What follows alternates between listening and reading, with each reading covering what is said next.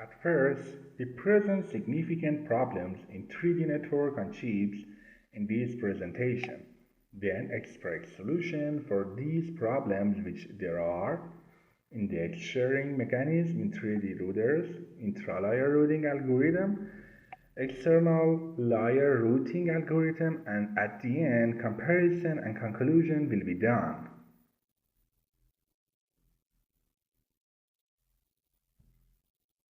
High temperature in above layers in network on chips is one of the most important problems. It is because of that heat sink will be located on one side of the chip, and above layers are far from this heat sink and they have a long way to heat dissipation, and because of that hotspots arises in these layers. One of the important issues in network on chips is the congestion in router buffers in network on chip. Congestion means the filling of buffers, and among the effects caused by it is an increased delay and decrease in throughput. Also, the increase in congestion causes an increase in power consumption.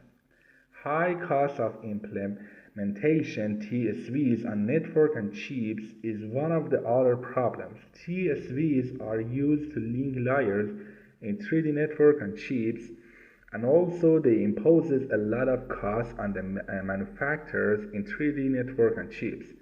In the following, to solve these challenges, a partially connected architecture is used, then an index sharing mechanism in 3D routers, and finally a thermal congestion-aware routing algorithm presented. An index sharing mechanism in 3D router is used in proposed routing algorithm in order to routers share their location in network and chip surface. The performance of this index is that each router shows 4 indexes: west, east, north, and south. How to publish these indexes is shown in figure 1, which W is west, E is east, N is north, S is south, and X calculates the amount of its index from another router. The least amount of index is determined by dimensions, and it has to be able to cover these indexes. Also, in our method, the value of indexes are dynamic and changes according to their temperature. Table 1 shows the index value. As can be seen, the value of the indexes has an inverse relationship with the increase in their temperature. In fact, the higher the temperature of 3D routers, the lower their accessibility level, and this can help keep the 3D routers at a safe temperature. When 2D routers want to send a packet to another layer, they have to use a 3D router.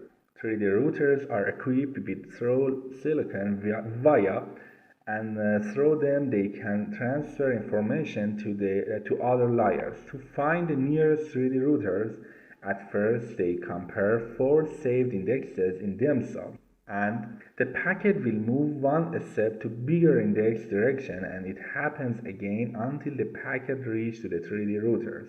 If some indexes had some amount in next step, the router which has less cost will be chosen. In figure 2, you can see the intra-layer routing method, which means the reaching of the packet from source, that is a 2D router, to destination, that is 3D router.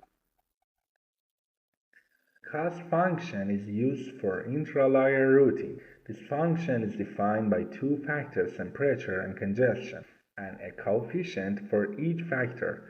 As can be seen in figure 3, the further the layer are from the heat sink, the higher the temperature of the routers.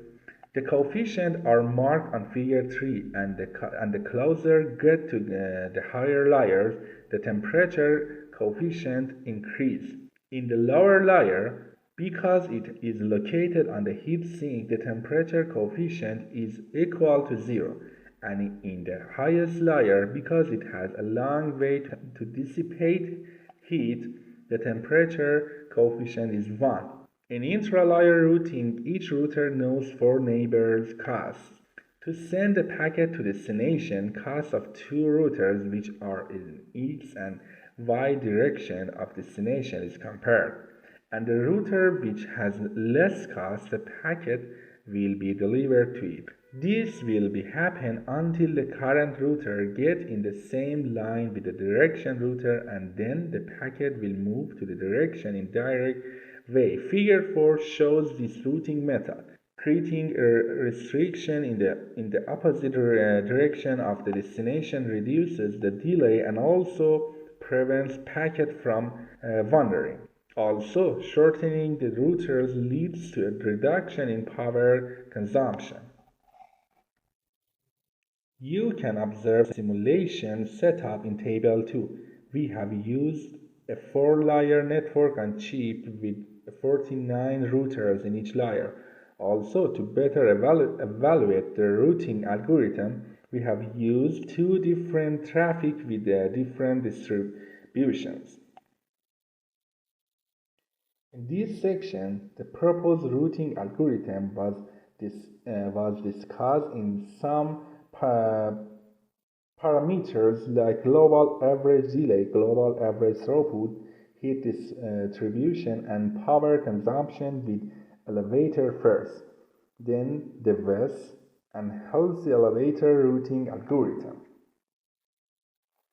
Figure 5 shows average delay in proposed routing algorithm versus similar routing algorithm. To draw this diagram, 7 TSV with two different patterns are used.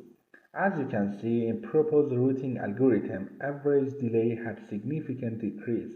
The reason that is the S then VES routing algorithm. First, it sends the packets to the S, and then they are transferred to the destination layer and returned to the VES to reach the destination. This method sometimes takes the packet away from its destination and increases the delay. In elevator first routing algorithm, each router puts the address of the nearest TSV in packet header. This method creates congestion around some TSVs and increases the delay.